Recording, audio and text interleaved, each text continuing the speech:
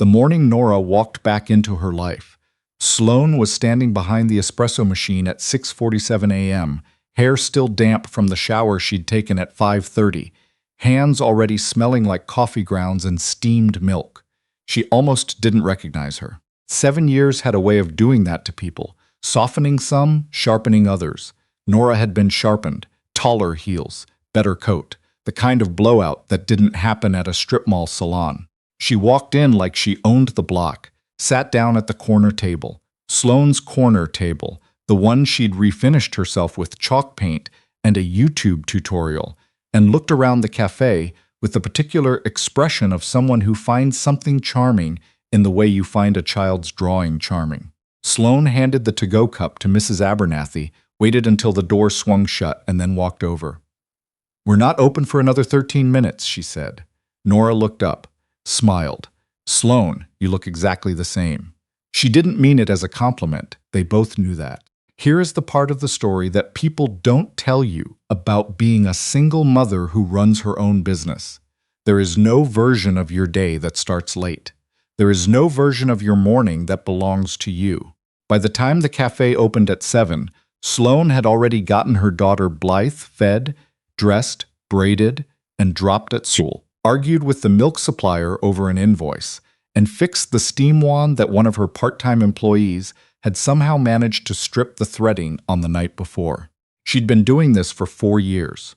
4 years since she'd moved back to Harlow, a mid-sized city in North Carolina that her mother called perfectly reasonable and her ex-husband's family called a step backward.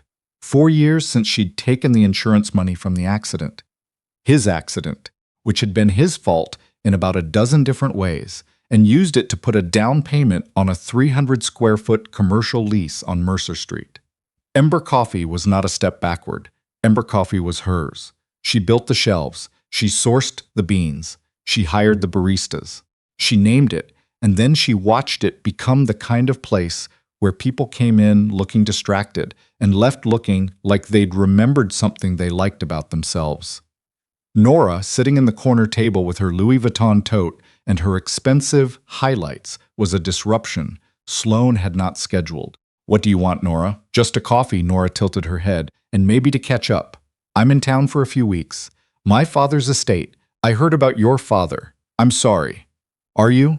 Sloane set down the rag she'd been holding. "He was decent to me. Before. That was the word they used in Harlow for everything that predated the divorce. Before covered a lot of ground. Nora's father, Gerald Ashwood, had been a decent man who'd raised an indecent daughter.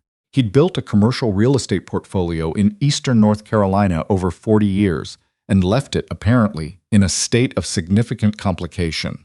Nora was the executor. Nora was always the executor of everything.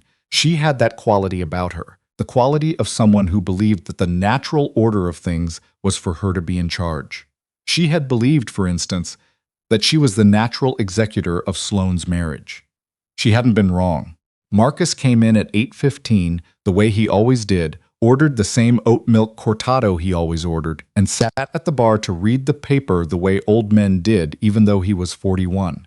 He noticed Nora immediately. His eyes cut to Sloane with a question in them. Sloane answered it by refilling the espresso anyway. "Old friend," he asked, low, when Sloane brought him his coffee. "Old something." Marcus was her landlord. He was also, by some accident of proximity and compatible silence, one of the closest friends she had in this city. He'd knocked on the door of the cafe 6 months after she'd opened, introduced himself, told her the roof needed replacing, and then offered to split the cost 50-50 because he'd been meaning to fix it for 2 years anyway, and it was probably mostly his fault.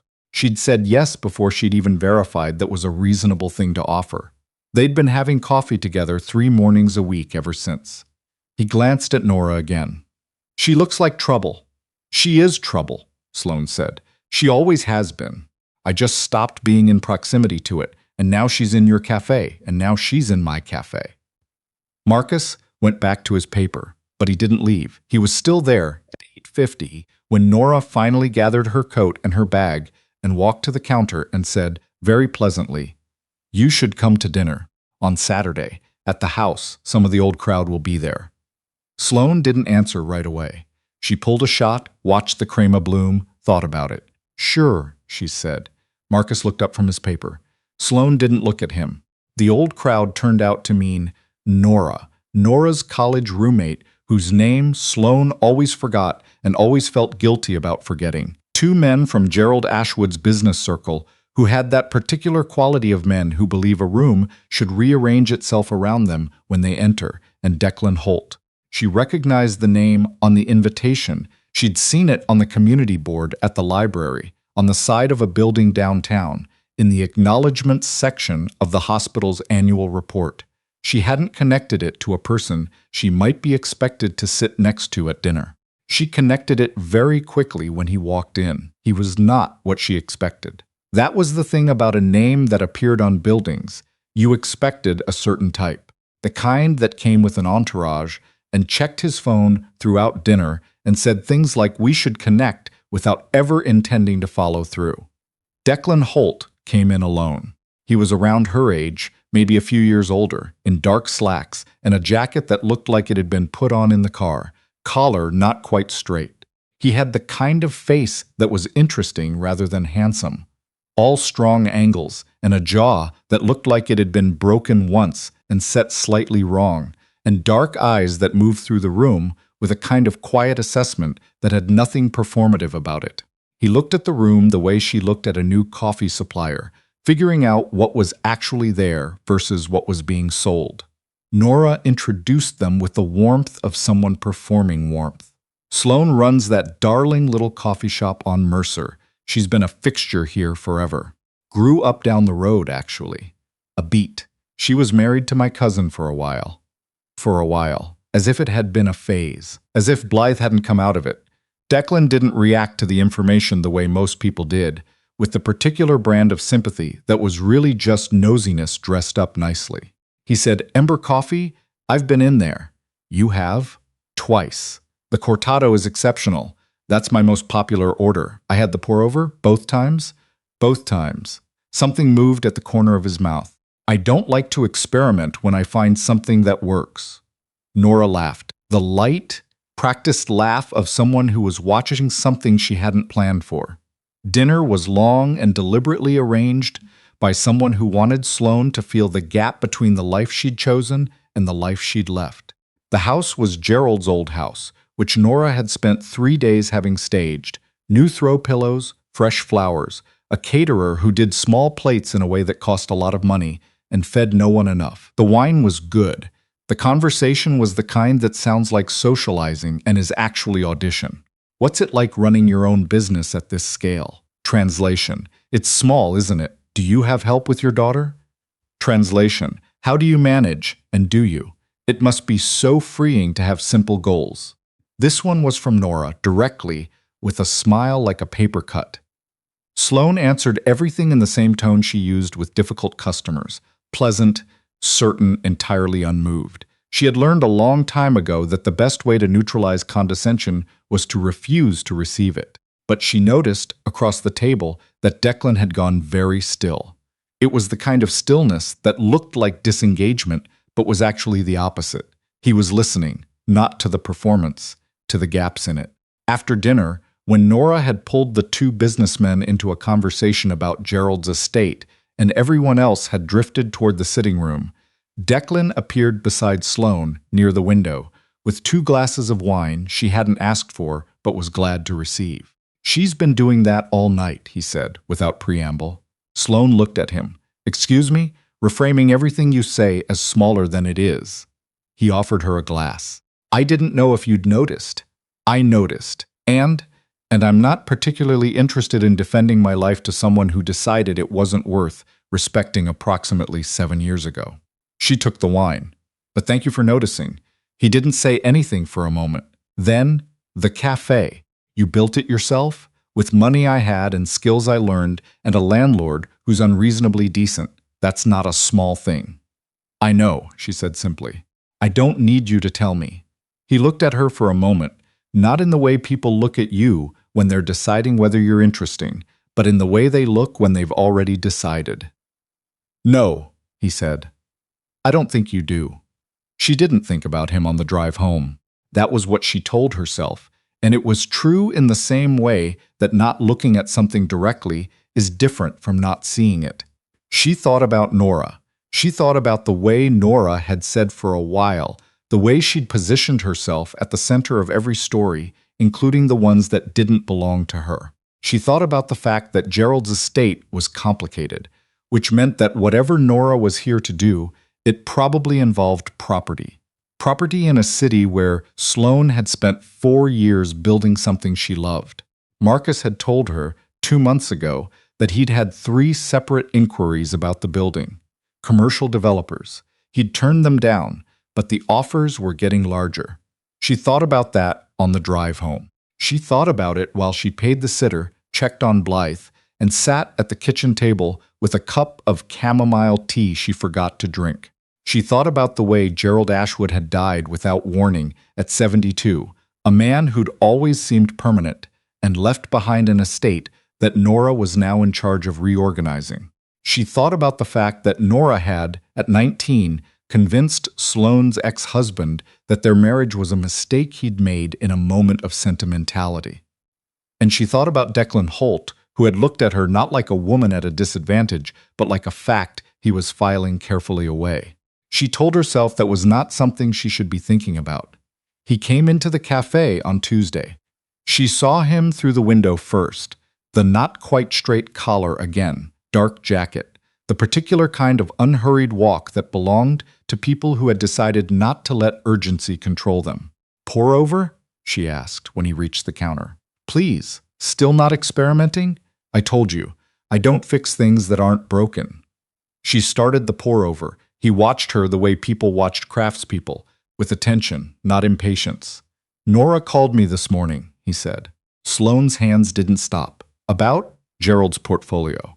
She wants me to take a look at a few of the properties, evaluate their commercial potential." A pause. "One of them is on Mercer Street." The kettle in her hands was very steady. She was proud of that. "My building," she said. "The building you lease." "Yes! I told her I'd take a meeting. I didn't tell her I'd do anything else." He paused. "I wanted you to know before you heard it somewhere else." She finished the pour-over, set it on the bar, looked at him directly. "Why?" He held her gaze. "Because it seemed like the decent thing to do." She thought about what Marcus had said, the offers getting larger, the third inquiry.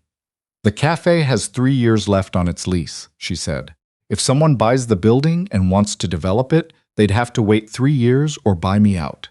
"I know. That's not a small obstacle." "No," he said. "It's not."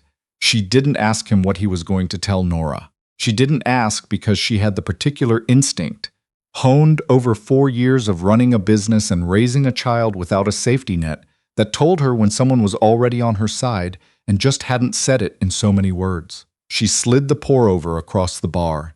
He paid and left. Blythe was 7 and had recently become very interested in the precise differentiation of things. She wanted to know the exact number of steps between the café and her school. 214 they'd counted. She wanted to know the difference between a croissant and a pain au beurre. She wanted to know whether the man who'd waved to Sloane through the café window on Wednesday was a friend or a customer. "Both," Sloane said. "What's his name?" "Declan." Blythe considered this. "Does he have a dog?" "I don't know." "You should ask him. That's important information." She ate a bite of her croissant. "I like him. He waved at me. You were behind the counter. So?" He still waved. Sloane thought about that more than she should have. Nora called on Thursday, which Sloane had predicted to within half a day. "I just wanted to make sure you weren't feeling weird about Saturday," Nora said, in the tone of someone who wanted her to feel weird about Saturday. "Why would I feel weird?" Some people find those kinds of gatherings, uncomfortable. When they're not quite in the same, Nora. Sloane leaned against the back counter. The café was empty. It was late afternoon, that quiet hour between the lunch rush and the evening walkers. "What do you actually want?" A pause. A recalibration. "I want to offer you something. I've been looking at Gerald's portfolio, and there are some properties that are going to be redeveloped. It's just a matter of timing. Mercer Street, among others. I wanted to give you a heads up. As a courtesy." As a courtesy. Sloane repeated it very flatly. There would be a buyout, obviously, quite generous. You could find somewhere else. I don't want somewhere else. Sloane. I built the cafe where it is because of the light in the east window and the foot traffic on Mercer and the fact that the walk to the elementary school is exactly 214 steps. She kept her voice level. It wasn't difficult. She'd been doing this for 7 years. I'm not looking for a courtesy, Nora. I'm telling you that I have a lease, and the lease is binding, and you can have whatever meeting you want with whatever developer you want, but Ember Coffee isn't going anywhere for 3 years. Another pause. Longer this time.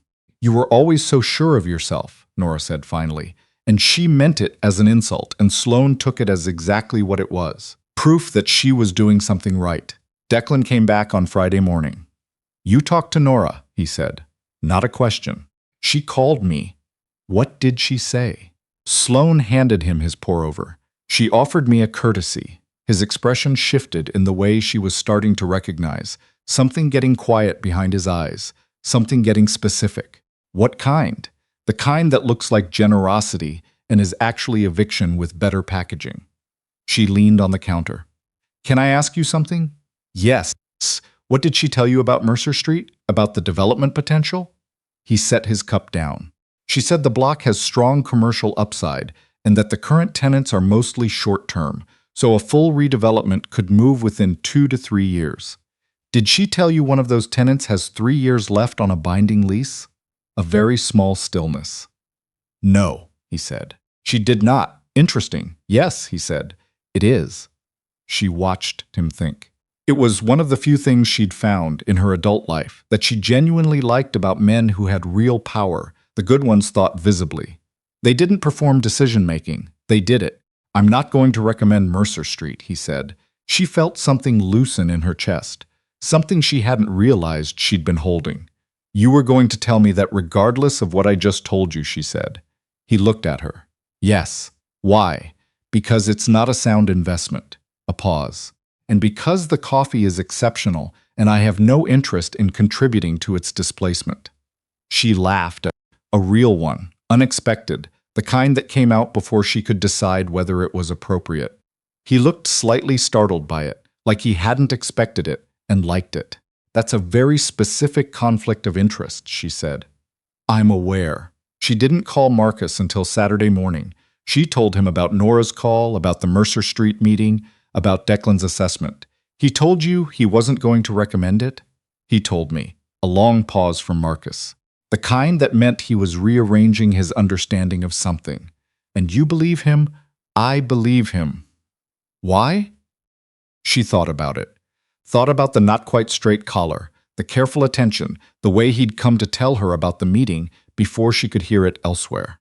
Because he had no reason to tell me any of it, she said. He could have taken the meeting, decided it wasn't a good investment, and I never would have known his name was involved. He told me anyway, Sloane. Marcus's voice had shifted into the tone he used when he was going to say something fatherly and was slightly embarrassed about it. Be careful. I'm always careful. You're careful about the cafe. You're careful about Blythe. You're not always careful about other things. She knew what other things meant. She let it go. 2 weeks later, Nora threw a garden party. It was the kind of event that was described as casual and was not casual.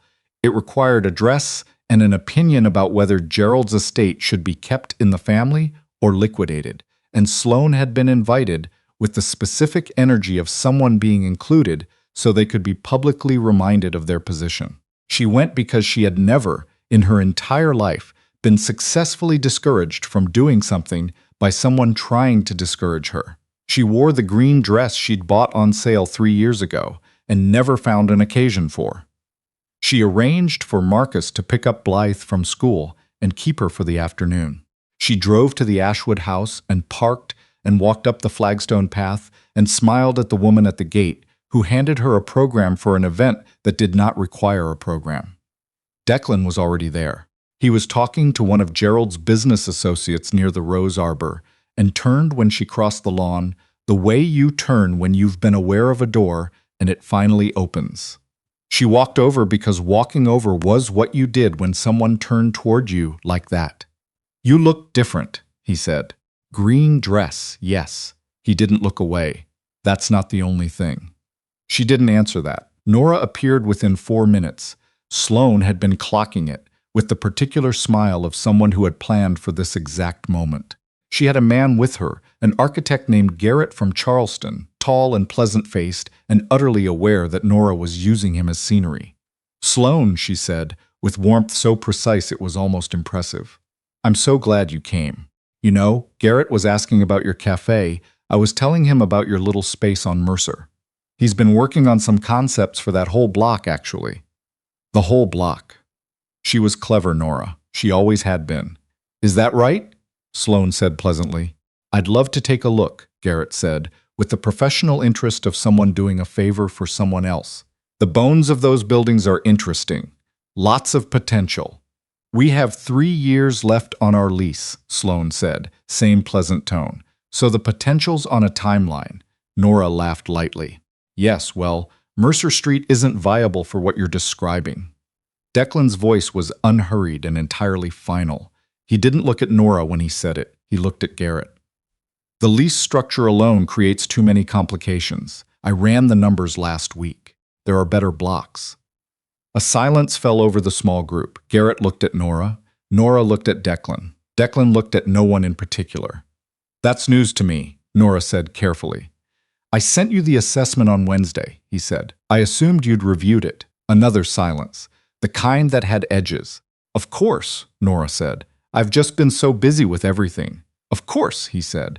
He was not unkind about it. He was simply precise. He told the truth in the flat, unadorned way that left nowhere to hide, and he did it without raising his voice or making it about anything other than the facts. Sloane had met very few people in her life who could do that, and she'd spent 4 years wishing she'd found one of them earlier. Later, when the garden had thinned and the caterers were packing up and the light had gone the color of copper, she found him near the back fence where someone had planted lavender badly, and it had grown well anyway. You didn't have to do that, she said. The assessment was accurate. The assessment was accurate, and you chose to say it in front of Nora and her architect in that specific way at that specific moment. She leaned against the fence. That was a choice. He looked at her for a long time. Yes, he said. It was. She thought about what Marcus had said. Be careful. She thought about Blythe wanting to know if he had a dog. She thought about the first morning Nora had walked into the café. And Sloane had felt the old familiar weight of being looked at by someone who found her small, and how that weight had not, over the course of the past 2 weeks, been lifted by argument or defense but by the simple presence of a person who looked at her differently. I have a daughter, she said. I know, you've mentioned her. She's the most important thing in my life. I believe that. I'm saying that as a context. She paused. I'm not easy. I've been told that. By who? Ex-husband, his family, Nora, occasionally. Declan's jaw moved in the way that meant he was choosing not to say what he'd thought first. Then, the people who find you difficult are the people you won't let manage you. She looked at him. That's not a flaw, he said. That's a selection mechanism. She thought about the café, the east window, the 214 steps. She thought about what she'd built, and what she'd protected, and what she still wanted to build, and she thought about the particular terror of being certain of yourself and still being afraid. My daughter asked if you have a dog, she said finally. He blinked. Something moved across his face, surprise, and then something warmer than surprise. I have a golden doodle named Prophet. That's a terrible name for a dog. I know. He came with it. She laughed again. It was becoming a habit. She'd probably want to meet Prophet, Sloane said, and the words were simple and careful and had a door inside them, and she left it there, and she let him decide. Saturday, he said. Saturday, she said. The thing no one tells you about starting over is that it doesn't feel like starting over. It doesn't feel like anything that has a name. It feels like one morning after another, like steam wands and school pickups and invoices, like lavender growing badly and then well anyway. It feels like your daughter counting steps on the way to school, and a man who waves at her through a window and takes the same coffee order twice because he found something that works. It feels, some mornings, like enough. It feels Other mornings, like the beginning of something you don't have a word for yet. Sloane had learned not to need the word. She had learned to keep the door of the east window clean so the morning light came through. She had learned that being certain of yourself was not arrogance. It was a form of care. Care for the life you'd built from nothing, from a down payment and a YouTube tutorial and a lease and a lavender stubbornness that had nothing to do with ease and everything to do with will. And on Saturday morning, when a golden doodle named Prophet came bounding through the cafe door ahead of Declan and went directly to Blythe with the enthusiasm of an animal who had never once doubted his own welcome. And Blythe shrieked with joy and looked up at Sloane with that particular look, the one that was question and answer at the same time. Sloane felt something she'd been carrying for 4 years finally set itself down. She looked at Declan over her daughter's head. He looked back. Neither of them said anything. There was nothing to say that the room wasn't already saying. She went back behind the counter and started the pour-over.